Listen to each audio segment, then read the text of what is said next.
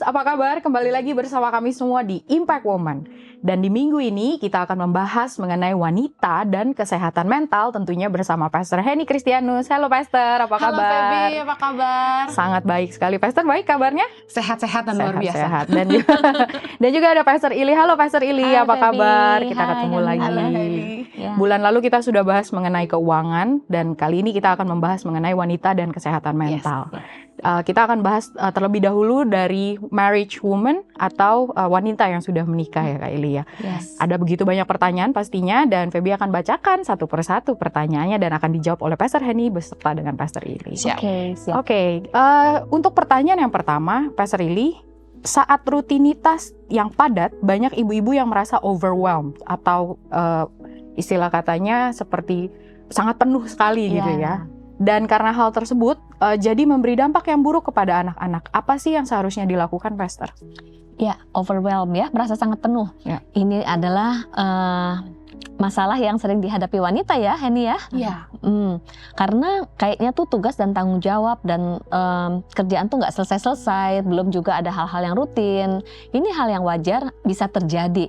Itu sebabnya ibaratnya seperti mobil yang berjalan, overwhelmed itu ibaratnya mobil itu hampir kehabisan bensin. Nah tentunya kalau hampir kehabisan bensin, apa yang terjadi kalau terus dilakukan, terus mobil itu dijalankan, tentunya mobil itu perlu stop, mengisi bahan bakar lagi. Demikian juga kita perlu mengisi bahan bakar seperti ibaratnya nutrisi buat diri kita. Entah itu kita beristirahat, toh juga di firman Tuhan menuliskan Tuhan tuh menciptakan bumi ini, dunia ini hari pertama, tapi ada hari yang ketujuh untuk beristirahat Sabat. Demikian juga kita, karena kita terbatas, kita perlu mengisi energi. Apa yang terjadi kalau nggak terisi? Exhausted ya yang pertama, kelelahan, kemudian juga energi nggak semangat lagi.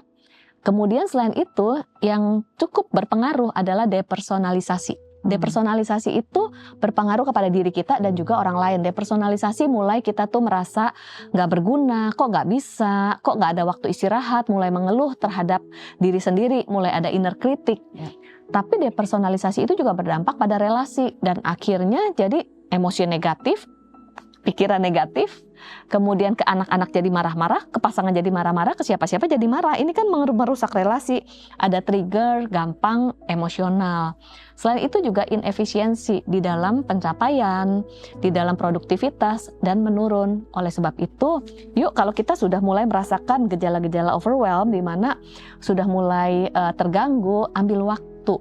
Ambil waktu seperti tadi, isi bahan bakar. Bagaimana caranya?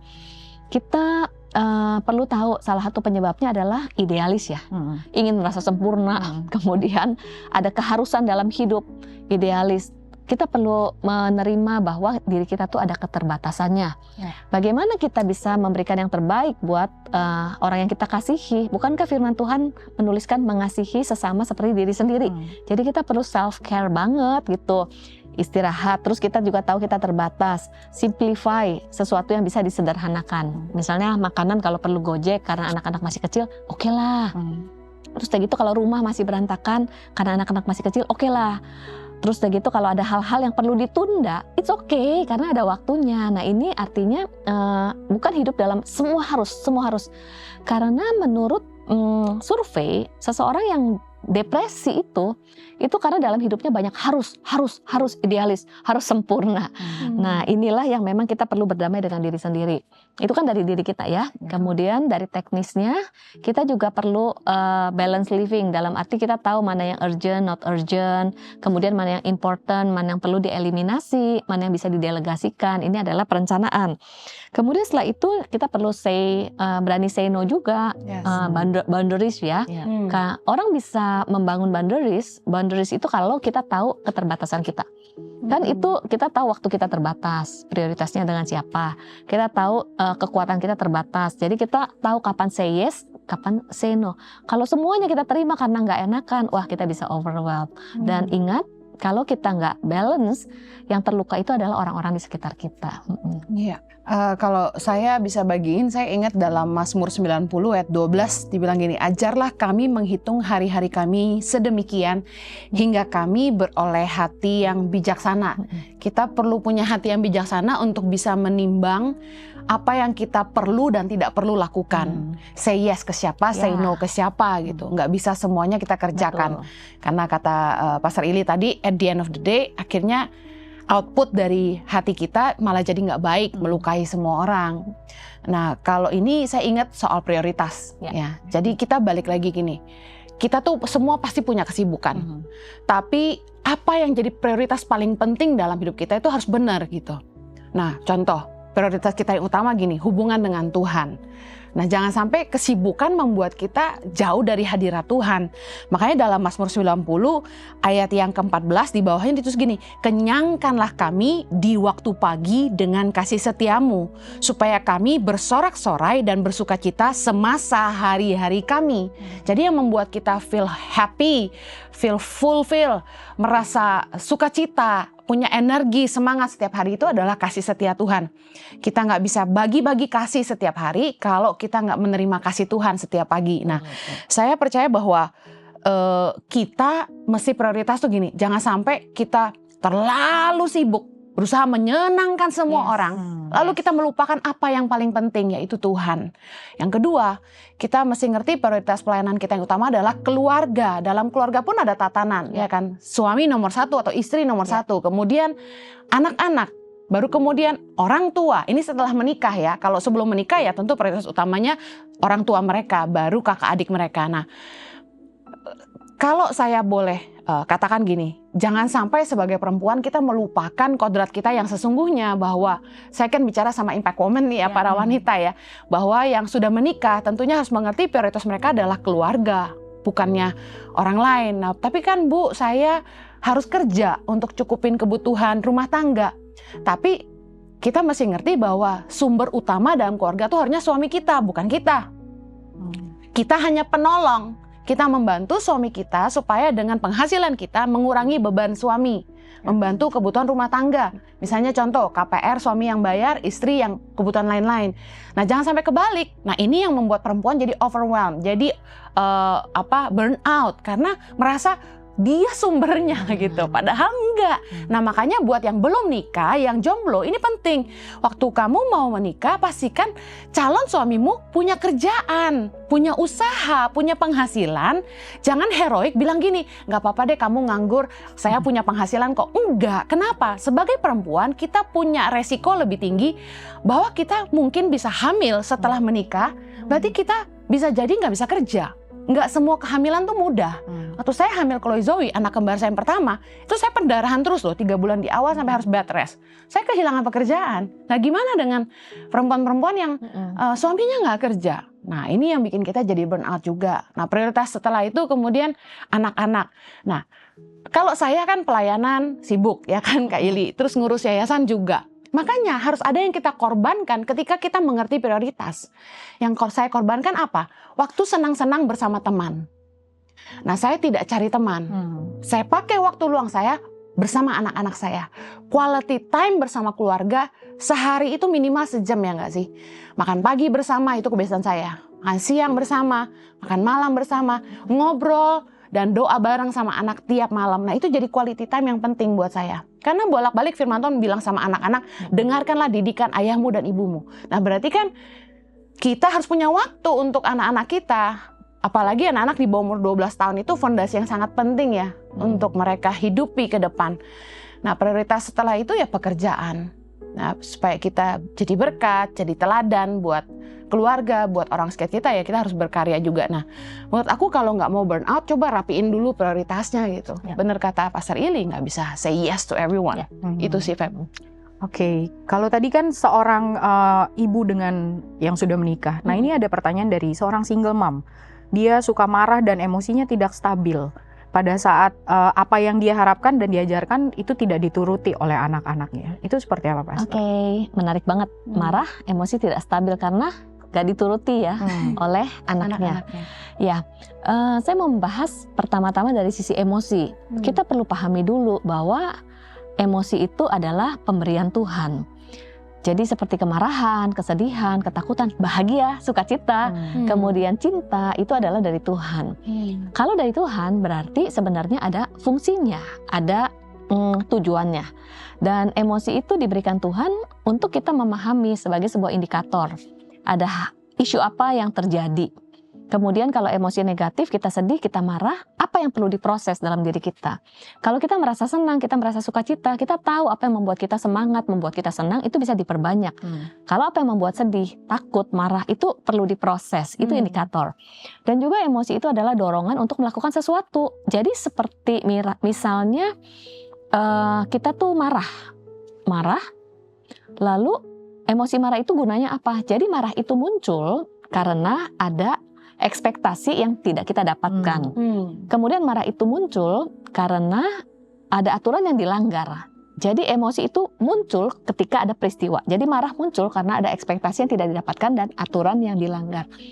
Tuhan Yesus marah loh waktu orang-orang berdagang di Bait Allah, kan ada aturan. Tuhan juga marah ketika aturan dan perintah Tuhan dilanggar. Hanya saja yang membedakan pada saat Tuhan marah, Tuhan mengasihi. Tuhan tidak pendendam, tapi seringkali kita manusia marah, kita menyimpan kemarahan dan tidak memproses. Jadi kalau sebagai seorang mama, marah karena aturan yang dilanggar, itu wajar banget. Kan kita pengen aturan ditetapkan, hanya yang membedakan adalah emosi marah dengan ekspresi kemarahan yang tidak sehat. Itu beda. Ekspresi kemarahan yang tidak sehat itu yang bisa menuntun kita kepada perilaku yang berdosa, yaitu misalnya menjadi marah-marah, pemarah, memaki-maki, mengkritik, menendang-nendang. Nah, ini ekspresi kemarahan yang destruktif, ataupun kemarahan yang disimpan. Jadi sakit hati, pengen balas dendam. Ini yang tidak tepat dan salah. Oleh sebab itu, marah itu perlu diproses. Bukan dipendam loh, bukan dipendam, bukan disemburkan. Karena kalau dipendam, itu satu hari pun nanti akan meluap dan destruktif ke dalam. Oleh sebab itu, temui sumber kemarahannya, siapa yang melukai, siapa yang membuat sedih, siapa yang membuat marah. Lalu sampaikan kepada anak, it's okay, bilang, mama merasa marah. Karena ada hal-hal yang dilanggar. Yuk kita diskusikan sama-sama. Sulitnya di mana, kedepannya mau seperti apa. Dan tujuannya hal ini diterapkan supaya ke depan menjadi lebih baik. Ini dibicarakan secara asertif. Bukan begini, kamu nih ya nggak pernah nurut. Itu kan luapan emosi. Dan kenapa sang mama bisa emosinya meluap dan reaksinya tuh berlebihan? Jangan-jangan ada banyak tumpukan kemarahan yang tidak diproses. Lalu ada trigger bersama dengan anaknya, waktu nggak nurut langsung luapannya meledak. Nah, itu sebabnya sebagai wanita, sebagai ibu, kita perlu sehat secara emosi. Mungkin itu dari saya, Feby. Keren banget. Berarti sebenarnya ada tumpukan-tumpukan emosi, mungkin karena suami, mungkin karena kerjaan, mungkin karena pelayanan dan yang lain-lain, kemudian imbasnya ke anak ya. Itu sangat sering. Cuma di-trigger ya. Betul. Kasihan anak-anak. Kasihan loh. Iya, betul. Nah, kalau gini, Kak Ili, kan kadang-kadang sebagai mamah ya, kita suka nggak bisa kontrol emosi. Contoh waktu kita ngajarin anak-anak kita dari ngomong baik-baik, jangan pacaran ya, kamu tuh masih kecil gitu ya. Terus mereka terus lakukan. Nah, biasanya kan papa itu yang harusnya bikin aturan, mama tuh cuma penasehat. Nah, saya percaya harusnya juga campur tangan suami penting ya, untuk tegas ke anak gitu, karena biasanya anak lebih respect papahnya gitu. Nah, tapi juga ketika kita udah mulai kesel, kadang-kadang kan lepas kontrol. Kita terlanjur marah nih ke anak nih gitu ya. Bahkan mungkin baru kasih sanksi gitu kalau udah marah ya gitu. Nah, itu emosi yang berlebihan nggak kalau sampai meledak karena tidak didengar gitu? Istilahnya begini. Cara mengekspresikan emosi, itu kan cara mengekspresikan emosi ya. Ini ibarat menyajikan makanan. Ada sisi, saya mengambil dari salah satu buku Garam dan Terang bagi Keluarga. Ada richness, fit, dan control. Waktu menyajikan makanan, kalau makanan itu bumbunya bervariasi kan lebih enak ya. Kalau kita marah, kita perlu cek dulu sebenarnya di balik marah itu apa. Khawatir, Khawatir misalnya anak kita pacaran dengan pacar yang salah. Kemudian kita ini kesepian karena nanti anak-anak lebih sering pergi sama temennya, kita mama yang kesepian marah. Bisa juga karena kita itu marah karena selain khawatir kesepian apalagi tuh ya biasanya mama-mama ya. Anak-anak itu belum ready buat pacaran, Nah, masih belum ready. underage. Iya, belum ready. Itu kan berarti kan ada takut kan? Sebenarnya khawatir juga, takut nanti apa yang terjadi gitu.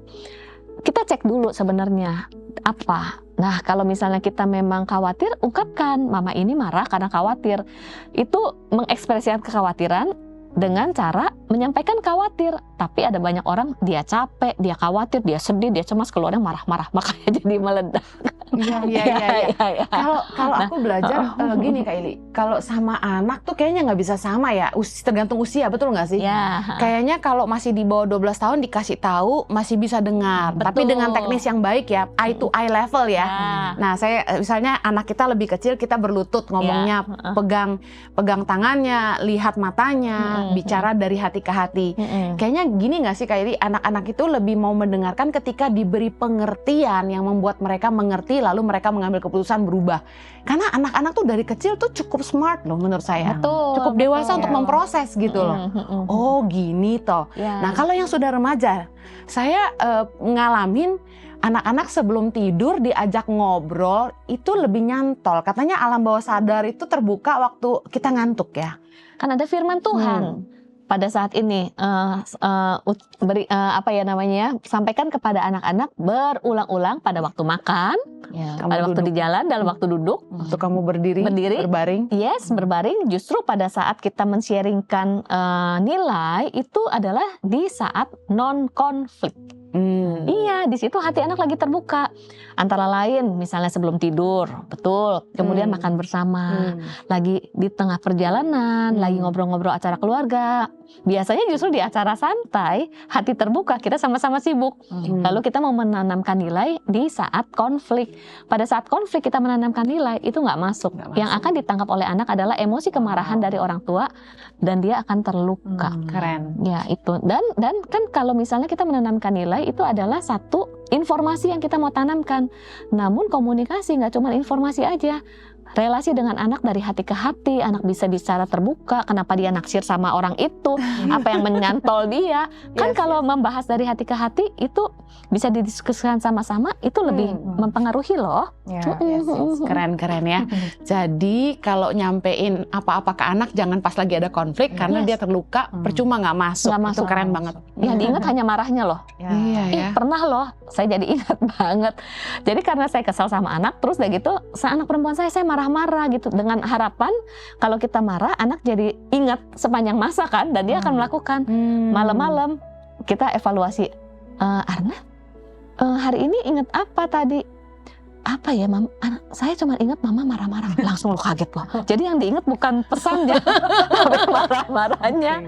Ya serius. Terus bertobat saya. Yang diingat marahnya aja gitu. Yes, dari hati ke hati lebih penting. Iya, betul. Jangan pada saat ada konflik. Betul. Oke. Tadi hubungan antara orang tua dengan anak. Sekarang ada seorang ibu, seorang wanita, dia ditinggal oleh suaminya. Sampai sekarang dia punya rasa takut, cemas, tidak bersemangat, tidak ada interaksi, merasa hampa dan tidak berguna, hancur, sulit tidur karena suaminya ini meninggalkan untuk wanita lain gitu. Dan anak-anak juga sebenarnya sudah menyarankan untuk berpisah saja. Jadi apa yang harus dilakukan, Pastor? Saya cukup prihatin, ditinggal suami itu sedih banget ya.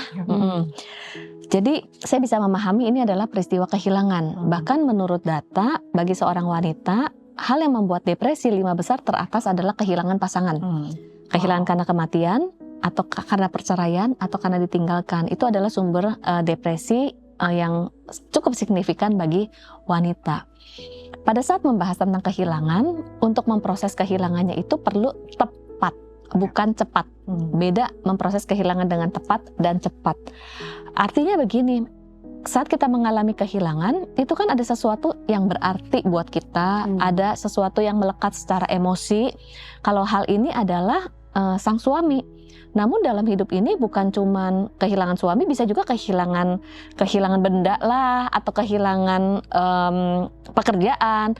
pada saat kita mengalami berbagai kehilangan, itu kan ada yang lepas dari kehidupan kita. Apalagi kalau itu ada sesuatu yang berarti, itu semakin melekat dan kehilangan itu akan semakin berasa. Nah, untuk memproses kehilangan, itu ada tahapannya. Desa 1, desa 2, desa 3. Saya mengambil dari buku Hidup yang Dipulihkan, itu dikeluarkan oleh Trauma Healing Institute, membahas tentang kehilangan. Ada waktunya, bukankah di pengkhotbah menuliskan bahwa ada waktu untuk berduka cita, ada waktu untuk bersuka cita, ada waktu untuk menanam, menabur, dan sebagainya, segala sesuatu ada waktunya. Desa 1 itu begini, desa 1 itu adalah sebuah kejadian pada saat mengalami kehilangan. Misalnya sang ibu tadi ditinggal suaminya, dia kan kaget tuh. Atau misalnya kita kehilangan orang yang kita kasihi, misalnya orang tua dipanggil Tuhan, atau rekan dipanggil Tuhan, waktu kita mendengar kan kaget, itu desa 1. Apa iya? Yang benar. Terus udah gitu biasanya marah. Udah kaget terus marah.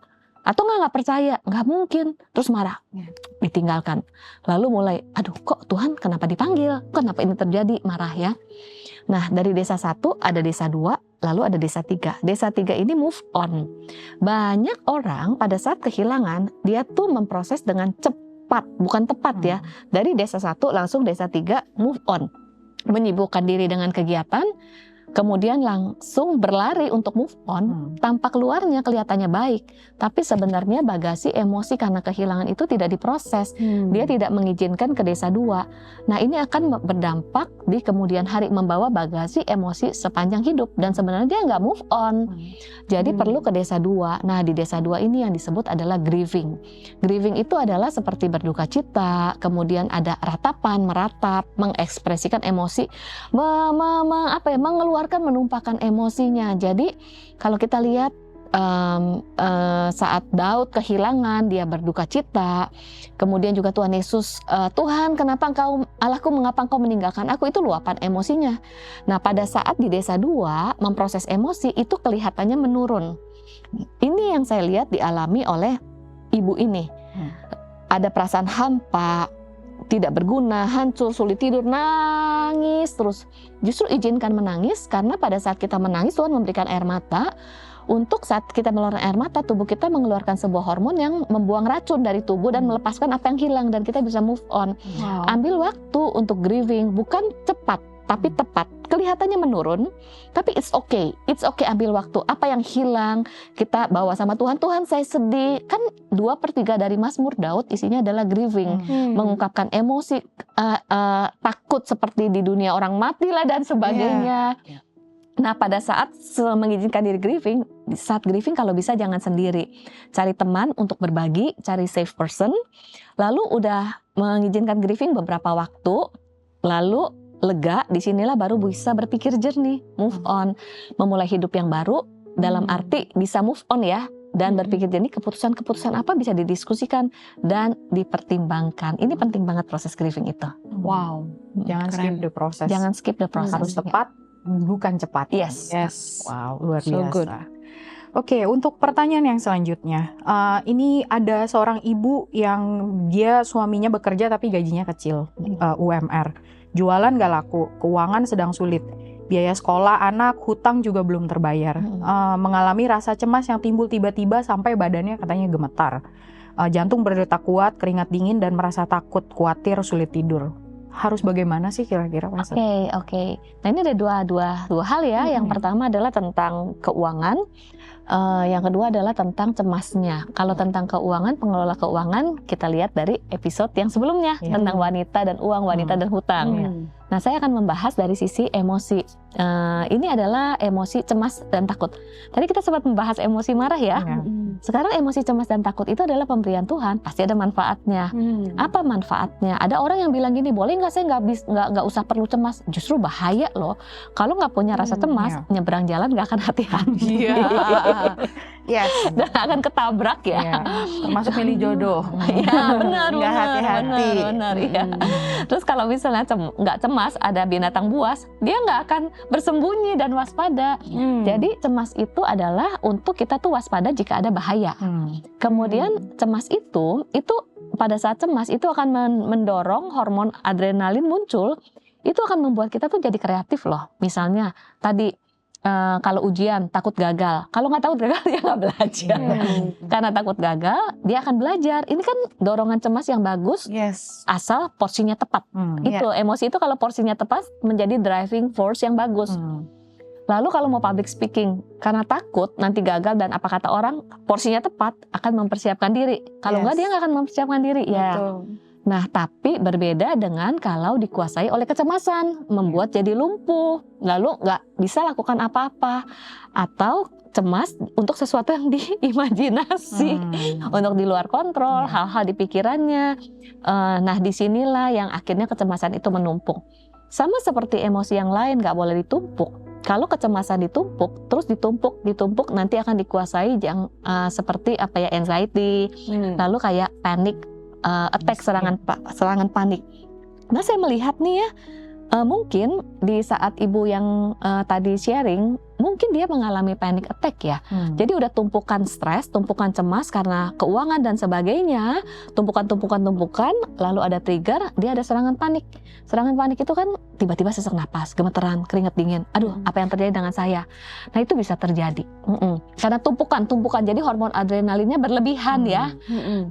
Apa yang perlu dilakukan kalau seperti itu? Yang pertama adalah di saat itu terjadi serangan panik, kita perlu ambil napas. Itu penting banget loh. Hal teknis, ambil napas, lalu mengingatkan, ini serangan panik kah?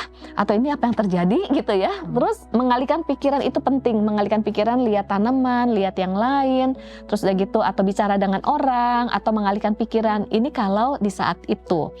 Kemudian kalau misalnya sangat khawatir, bisa minta bantuan, entah ke rumah sakit dan sebagainya. Ngomong-ngomong, saya pernah loh panic attack. Jadi lagi nyetir, terus seperti sesak napas dan sebagainya. Saya pas cepat-cepat ke rumah sakit gitu.